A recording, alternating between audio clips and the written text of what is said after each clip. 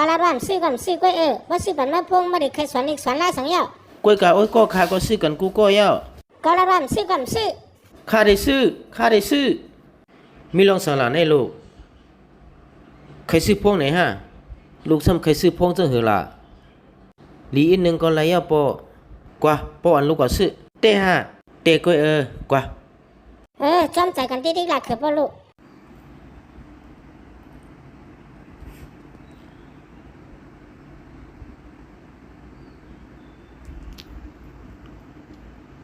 ตัวลูกพงหวยในจงมันแช่มหือมาสงคาต้วยคาไรในเป็นพงตีออกมาอันในกาขันก่อนปอกาสองเฮง9 บาท 99สองเฮงไปกล้วยห้าในปอจงมีอันลีเลยเซนในฮิปปี้มีอันออกมาในมีอยู่เพียงอันหนึ่งใน4 เฮง9 บาท 99ด้วยลูกน้องชายเป็นหือในแค่มาปอแค่มาเดี๋ยวป้อนนั้นก็เอาในแหละในคางเงิน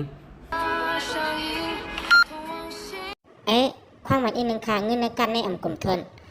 เดี๋ยวป้อนนั้นก็ลายด้วยแทงกัดหนึ่งค่ะแหละความหมายอีกหนึ่งค่ะเงินในกัดในก่อนปอ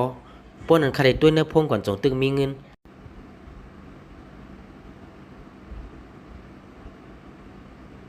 ย้อนน้อมขาปอกเดมาส่งมาซื้อกล้วยเย้าไล่อยู่อันเป็นซังกว่าลูกป้อมีเงินเป็นเสลห้องคามาซื้อพงล่ะก็ความฮู้ว่าเป็นจังไรเฮือนเฮาไปมาผ่านมาว่าหน้าเฮือนเฮามีเงินอยู่จ้ะฮะเดี๋ยวนะลูกมาอุบกันที่เฮือนเลย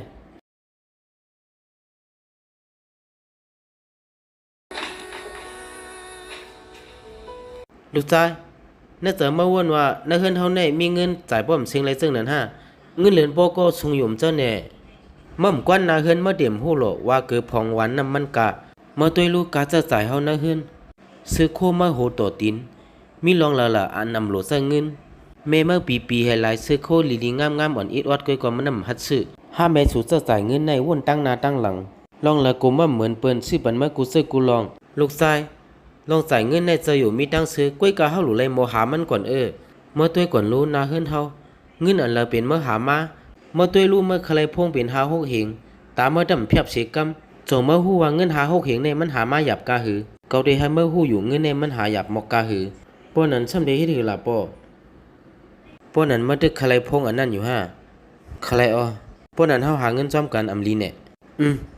ป้อนั้นเมื่อใครหา1 เหรียญ1 แสน5อำนั้นก็1 เหรียญ1 หมื่น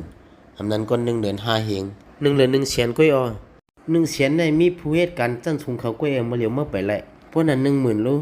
10,000ก็มีก้นออกลีจันทงเขาก้อยมาเหลียวเต็มไปแหละเพราะนั้นก็5 เหงแน่แต่ละเหตุการณ์ตื่นเฮ็ดด้วยแหละก็วนว่าที่เฮ็ดเป็นไรอยู่เฮ็ดไหนแหละในดอกห้องเฮ็ดผุยก็ตึงมีขายามทางดังนำกว่าซ่อมก็เหตุการณ์เรือนนึงก็ซื้ออะไรอยู่น่ะพงอันมักใครยุ่มเจอ5ไม่ดีกว่าเฮ็ดยุ่มเจอสุขายามในการต้อมือหินถือตั้งมีกันอยู่เฮากว่าเฮ็ดจ้ำกันดีปอก็เลยวันนั้นก็ชาลายลูกชายเอามือหินในใส่ล่อเสกวาดถกดังพุ่นในกล่อมเลยหยาบรู้ปออำหยาบกว่า10 เฮ็ดแหละในก็ย้อนเปว่าใครพงไหนแหละจังได๋ซ้อมปอมันมาเฮ็ดการว่าแน่มือไปมาได้ว่าที่เฮ็ดเป็นอะไรอยู่ในว่าเฮาไปตัวจ้อมกันค่ะว่าที่เป็นอะไรมันเป็นไรปอมันไหนก็สักวันมันมาเฮ็ดด้วยให้มันมีตัวทบให้มันไหลฮู้ว่าเงินหาเหงอันมันใครซื้อโพอยู่นั่นว่ามันหยับเจอมันหาหยับกาหือเฮ็ดกว่าเฮ็ดมั่มไปสุดทางด้วยหน้าต่างแถมใครเอายังมาเลยลูกหาได้นั่นเยอะมาเลยมาสิเฮ็ดยังสอนลูกอ่อนได้ตีท่าตีหลากเขาก้อยแดดเขาเดียมผู้ที่ป่องมันโหลดสอนเฮาต่างตัวเขาตัวทบด้วยเขาส่งตีฮู้ซึ่งโหในแต่ปืนเฮ็ดในเฮามาเฮ็ดในลูกอ่อนซื้ออันอ่ำหมอหันถึงกลางเจอโปเมนั่นนังเฮเขาบ่ได้มีเจอฮักโปเมมานั่นเยากินน้ำก่อนเลยเมื่อพวกการดินนำให้ในก่อนนั่นแหละจงมื้อในไรอยู่เงิน2 ปากเฮ็ดเหลือนก็ไรวะพวกอันเมื่อใครคัดเจอเลยเมื่อพวก10 เฮ็ดแทงโลปอข้ามใครเอาพงเนี่ยเป็นสังซื้อพงหลีกาด้วยสังก็ไรเนียมเกมก็ไรเหตุการณ์ในเฮือนน่ะเพียวข้าได้คัดเจอส่วนเด็ก เมื่อนาคาได้ซื้อเอาหังกวยลูกชายเมื่อลัดออกมาความขอในปอไหนก็ยินโจม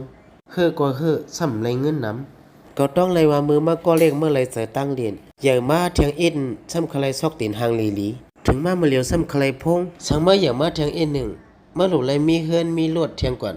โคของนำบ่เป็นฐานน่านเพราะเมื่อใครเจออินแห้งเมื่อสิเฮอตั้งยังอันเมื่อเตรียมทนแต่มันได้เปลี่ยนความไรลูกชายลองกำดีก็มันมีอยู่ในกำมือเฮากวยเฮาหลุดไรคัดเจอสวนเล็กเจออย่างเอ็นแห้งมันติ้นเตรียมขึ้นอย่างไร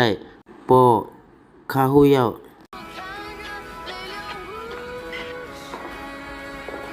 ซื้อมาพงเจ้าเหรอลูก คำและเจอพงซื้อนั่นข้าได้คัดเจอสวนเด็กมื้อหน้าข้าได้ซื้อพงอันดีลีซื้อนั่นคัดเจอเลยลูกชายเข้าใจ